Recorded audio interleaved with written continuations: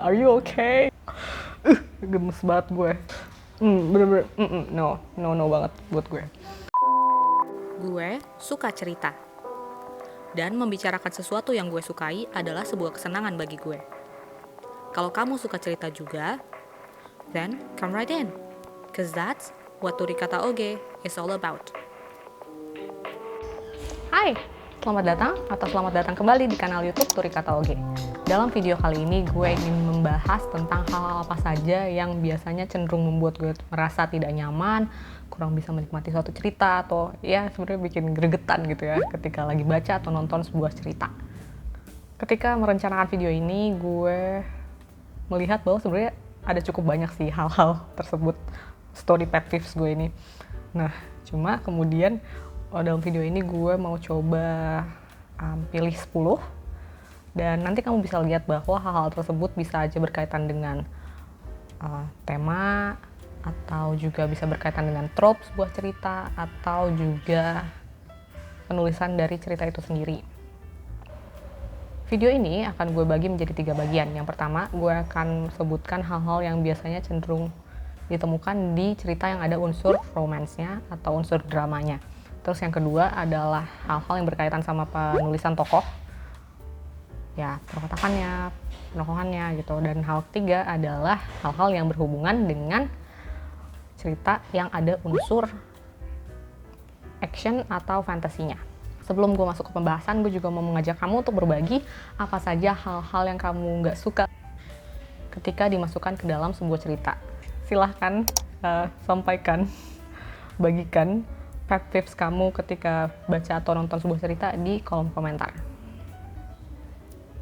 Sekarang kita masuk ke hal-hal yang biasanya ada di cerita yang memiliki unsur romance atau drama. Yang pertama adalah trope siblings to lovers, incest, atau apapun itu, yang ketika di awal cerita atau di tengah atau dimanapun lah, pokoknya di satu poin kita udah dikasih tahu bahwa seorang tokoh atau 2 tokoh atau lebih bahkan sebenarnya memiliki hubungan persaudaraan, kakak adik, orang tua dengan anak gitu, mau kandung, mau angkat, mau tiri. Terus nanti tiba-tiba di suatu titik lainnya salah satu atau lebih dari tokoh-tokoh tersebut tuh memiliki perasaan romantis terhadap tokoh yang ada di lingkaran yang sama, yang ada di keluarga yang sama. Ya, mau sebenarnya ternyata orang-orang ini nggak ada hubungan darah sama sekalipun, kalau misalnya udah di establish bahwa mereka ini punya hubungan kakak beradik, orang tua dengan anak gitu, kagak usah tiba-tiba dibikin like gue suka sama dia dalam hal seperti itu gitu, kayak please don't, just go away. Bener-bener no banget buat gue. Yang kedua adalah insta love atau ya mungkin bukan cinta pada pandangan pertama ya. Sebenarnya kalau misalnya seorang tokoh pertama kali melihat tokoh lain dan kemudian dia tertarik, mungkin sih kayak oke, nggak apa-apa. Kan biasanya kelanjutannya adalah tokoh tersebut jadi pingin kenal tokoh yang dia suka lebih dalam gitu.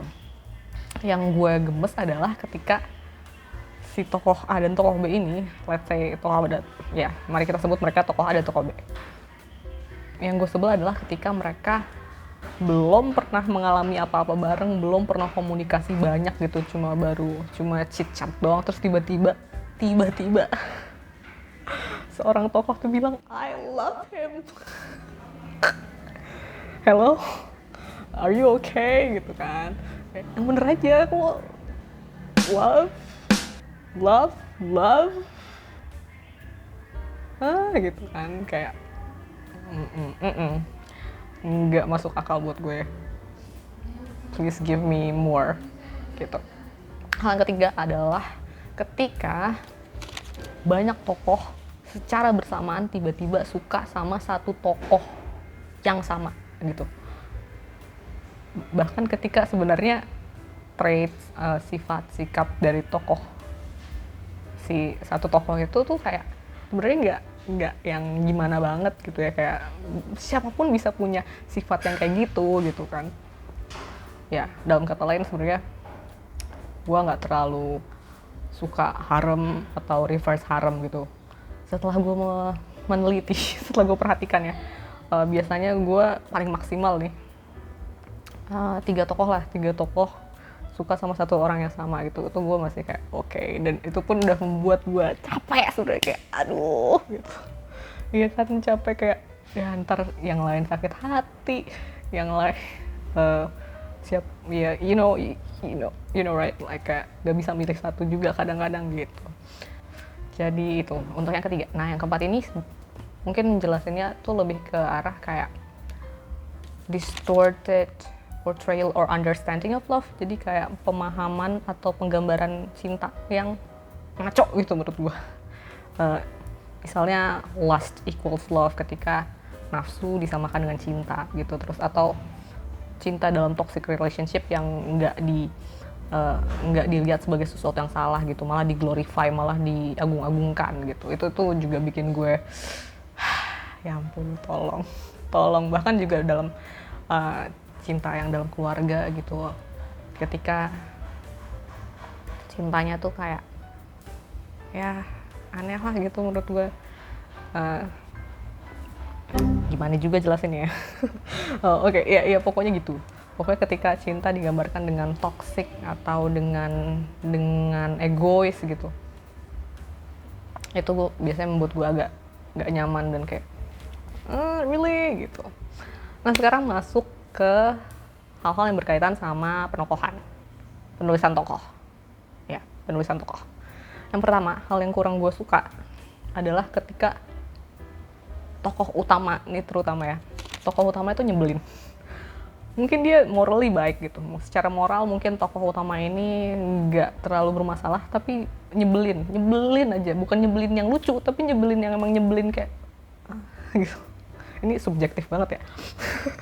Cuma ya gitu, udah nyebelin terus gak ada character development gitu. Jadi dia secara pribadi juga gak ada perkembangannya. Itu bisa membuat gue kayak kenapa ya gue baca cerita ini gitu, kenapa gue nonton film ini atau TV series ini gitu kan. Nah yang kedua ini juga agak berkaitan sih sebenarnya, yaitu girl bossification atau flawless female character gitu. Gimana ya jelasinnya? Gue kurang seneng ketika seorang tokoh perempuan tuh kayak serba banget dah, pintar, mandiri, kuat, gak butuh bantuan orang gitu kan, kayak hampir gak ada celahnya gitu. Ya celahnya adalah kayak flawlessnya itu jadi kayak gak human aja, gak manusiawi. Dan di samping itu seringkali kan yang kita temukan akhir-akhir ini adalah si tokoh utama perempuan yang girl boss banget, yang kayak nggak butuh bantuan orang lain gitu. Terus tokoh-tokoh laki-lakinya tuh kayak on gitu, kayak nggak ada peran sama sekali dalam cerita itu, kayak cuma ada sekadar ada gitu. Like don't get me wrong gitu, gue seneng ketika tokoh perempuan digambarkan punya tekad, punya impian gitu. Nah ketika tokoh tersebut kayak nggak ada vulnerability-nya juga, nggak ada kerapuhannya, itu kayak nah dan ya kita tahu ya sama-sama bahwa akhir-akhir ini tuh yang sering muncul tuh kayak gini, terutama film yang lagi sering dibikin sama itu perusahaan yang itu loh, perusahaan yang berawal dengan huruf D itu. Gemes banget gue. It feels like they're trying to ruin our childhood movies, right? Berkaitan dengan hal ini juga, gue sebel kalau tokoh-tokoh dalam suatu cerita tuh kayak nggak ada agensinya, kayak yang tadi gue sebutin gitu ya. Kayak ketika ada di situ ya nggak jelas nih sebenarnya tuh dia maunya apa, dia takut sama apa, dia kelebihannya apa, impiannya apa. Kayak ketika itu semua nggak jelas gitu, dia cuma kayak berjalan aja sesuai alur cerita gitu kan. Itu menurut gue sangat disayangkan. Itu tadi hal-hal yang berkaitan dengan penulisan tokoh. Yang ketiga, bagian ketiga adalah hal-hal yang berkaitan dengan cerita yang punya unsur action atau fantasy. Gue agak gak nyaman tuh ketika ada kematian yang diperlakukan lewat aja gitu, brushed off death. Entah itu tokoh yang penting atau gak penting, tokoh sampingan atau tokoh figuran, terus tokoh tersebut tewas, terus kayak ya udah berlalu aja gitu. Padahal kan tokoh ini punya keluarga, punya sanak saudara, punya apa kayak orang-orang yang care sama dia gitu kan. Rasanya aneh aja ketika ceritanya tetap berjalan seolah si kematiannya tadi ini nggak berarti gitu. Kayak cuma ya dia mati terus kayak gitu. Itu tuh gue kayak agak like really. Atau ya bisa juga ketika kematian seorang tokoh kayak cuma biar ada cerita doang gitu. Yang kedua adalah ketika seorang tokoh yang tadinya mungkin dia nggak terlalu kuat nih, terus tiba-tiba dia bisa menguasai teknik atau jurus atau apapun itu, tiba-tiba kok jadi bisa begitu dia gitu. Gue butuh penjelasan, gue mau tahu gimana dia bisa tiba-tiba sejago itu, gimana dia bisa punya kemampuan kayak gitu. Maksudnya nggak harus ditunjukin banget atau gimana, cuma ya kasihlah hint bahwa dia sudah melewati ini dan itu, melatih hal ini dan itu untuk bisa menguasai teknik tertentu gitu. Itu gue kadang kayak nggak mungkin kan nih orang tiba-tiba jadi jenius aja gitu. Bahkan orang bertalenta pun, jenius pun, prodigy pun perlu latihan gitu. I need to know itu.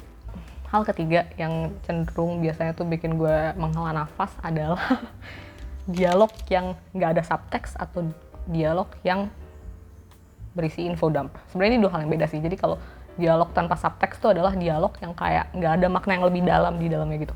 Ya maknanya adalah apa yang diucapin gitu. Dan kadang-kadang dialog tanpa subtext itu adalah dialog yang berisi info dump. Jadi beneran dialognya tuh kayak penjelasan yang di copy paste dari ensiklopedia gitu kan. Come on. Ya kurang real aja menurut gue gitu. Nah itu tadi adalah hal-hal yang biasanya membuat gue agak gemes atau agak mengusik gue ketika gue sedang membaca atau menonton sebuah cerita, baik itu dalam bentuk komik, buku, film, TV series, apapun itu. Tapi terlepas dari segala sesuatu yang udah gue sebutkan tadi, gue juga mau ngasih beberapa reminder. Yang pertama, terlepas dari ada atau tidaknya hal-hal yang kayak tadi itu, hal-hal yang jadi pet peeves gue, ya ada juga saatnya ketika meskipun ada hal-hal tersebut, ya gue tetap lanjut baca atau gue tetap lanjut nonton gitu. Dan hal kedua yang perlu diingat adalah nggak ada karya yang sempurna kan. Gue tahu menulis itu susah, membuat cerita yang koheren, yang nyambung, yang masuk akal tuh susah.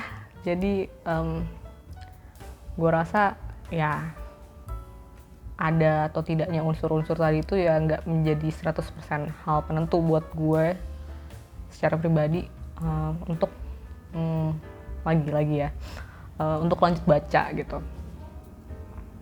Dan tentunya kalau misalnya ada di antara kamu yang suka nulis cerita gitu, jangan terbeban ya gara-gara gue bilang gue nggak suka hal tadi terus ternyata kamu memiliki cerita, kamu lagi nulis cerita yang ada kayak gituannya. Jangan you don't have to be pressured gitu. Dan kemudian ya gue rasa lagi-lagi